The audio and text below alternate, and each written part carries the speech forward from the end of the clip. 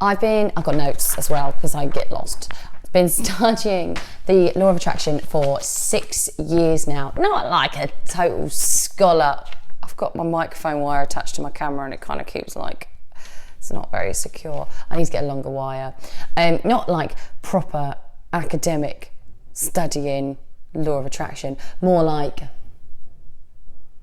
well, I thought it was kind of like a cool thing to manipulate my environment.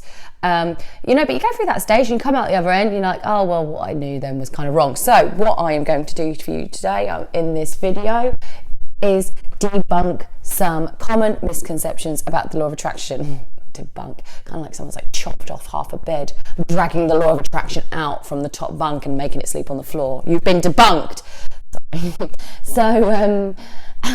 So myth number one, before I start going off on another stupid tangent, is that you think something enough and you proper concentrate on it for a really long time and make it your whole pathos of existence, then it's going to happen. Like poof, magic. Okay, I have now got a top compressor with Tom Hardy as the chauffeur and some sparkly Dior boots to hit the accelerator with.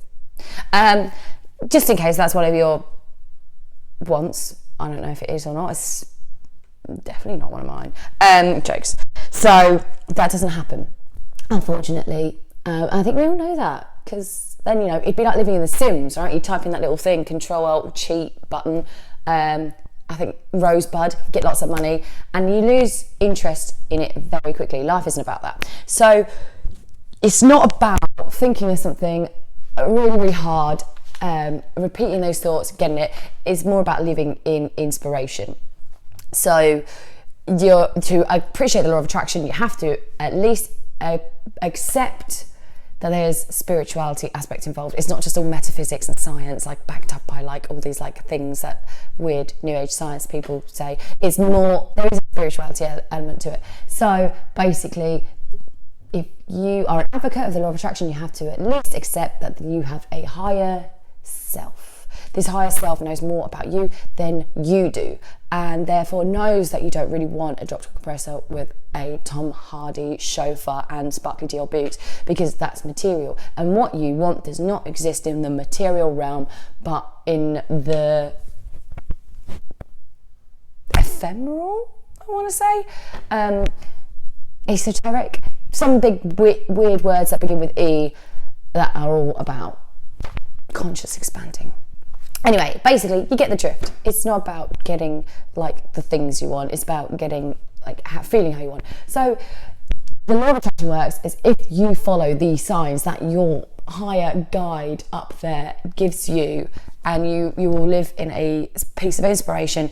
And everyone's been there. We've all had that. It's called living in the zone. When you're in the zone, you just get all this stuff done and everything kind of fits together and it's all great. That's like a brilliant real life example of how the law of attraction is working in your favor, because stuff happens really well. But it's only when you're following that line of inspiration. So basically, to advocate the law of attraction, be really inspired and cool and listen to signals when you are getting them. Don't ignore them in favour of chasing a Tom Hardy chauffeured Mercedes Benz. Number two, for instance, because people believe that it's all about thinking positive and sending out good old vibrations into the universe, therefore if they don't get what they want, which we've already established is not how it works anyway, so this is kind of like just a lead on, then they blame themselves. And there's a blame sort of culture involved in the law of attraction, which isn't helpful or efficient, because when you're feeling blame, then you kind of attract more blame and you attract more negative stuff. So not good either. Basically, you need to take out the element of blame. You need to take out the element of fault, because there's no one to blame, there's no one's fault, there's no fault in it. You cannot advocate and live by the law of attraction if you blame things. You can't blame anything on anyone. Anything that ever happens to you is valuable, okay? It's accepting and appreciating value in every single situation. So when something bad happens, I don't know, like, I can't think of anything really bad that's happened to me before. Well, anyway, taking life lessons as they come. I'll think of a better example. Or do you know what, actually? I get really bad skin sometimes. And what I've come to realise, you might be able to see, blame issues. I notice that it gets better when I eat better and when I'm nicer to myself. And so it really annoys me that some of my friends have really, really good skin, even though they don't look after it and they eat rubbish and this, that, the other. But what I have to think is like, technically, that's potentially my higher self saying, stop eating rubbish. I'm going to give you a physical manifestation of what happens to you when you eat rubbish. So rather than blaming myself, because instead of me going, good skin, good skin, good skin, good skin, good skin, good skin, good skin, I'm saying to myself, why have I got bad skin? And then I'm following what my inspiration tells me, what I should and shouldn't eat, rather than, so I've improved my diet and my skin improves, and I've been going down this like sort of path of skin improving, law of attraction manipulating. So that's just one sort of example that I can give you, but there's probably a lot better ones. That was like a bit weak. So yeah, just like the first point, accepting the stuff that happens is important. So bad stuff, just like a magnet, it can't exist without the good. When you've got a magnet, you've got the positive and you've got the negative poles. They can't exist without one another.